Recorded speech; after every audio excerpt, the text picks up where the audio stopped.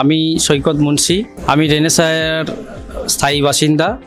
এখানে smart home Falguni 10-এ আমি বাস করি। আমার ফ্যামিলির সঙ্গে আমি থাকি এখানে। আজকে একটি বিশেষ অনুষ্ঠানে যোগদান করলাম। এই অনুষ্ঠানটি আমাদের মাননীয় এমপি স্যার ছিলেন, কীর্তি আজাদ স্যার, এবং 2 বিধায়ক ছিলেন, খোকন দাস ছিলেন, নিশীথ প্রামাণিক ছিলেন, সঙ্গে বিডিএ চেয়ারম্যান আইনুল সাহেব ছিলেন, আরও রেনেসার অনেক অধিবাসী এখানে ছিলেন।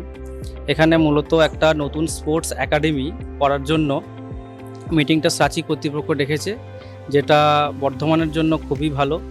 আমরা আগেই শুনেছিলাম বর্ধমান বিশ্বমানের হয়ে গেছে, কিন্তু এখানে কোনো স্পোর্টসের জন্য বিশেষ সুযোগ সুবিধা ছিল না। এবং এখানে যারা খেলাধুলা করতে চায় বা শিখতে চায়, তাদের নিজস্ব ব্যক্তিগত উদ্যোগে বা পাড়ার ছোট ছোট ক্লাবের মাধ্যমেই তাদেরকে খেলা করতে হতো।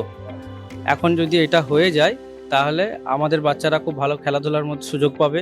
এবং কীর্তি আজাদ স্যারও, যিনি স্পোর্টসেরই লোক, আমরা জানি 83 ওয়ার্ল্ড কাপে উনি সদস্য ছিলেন, এবং সন্দীপ পাতিল স্যারও এসছেন, যেটা দেখে আমাদের খুব ভালো লাগলো।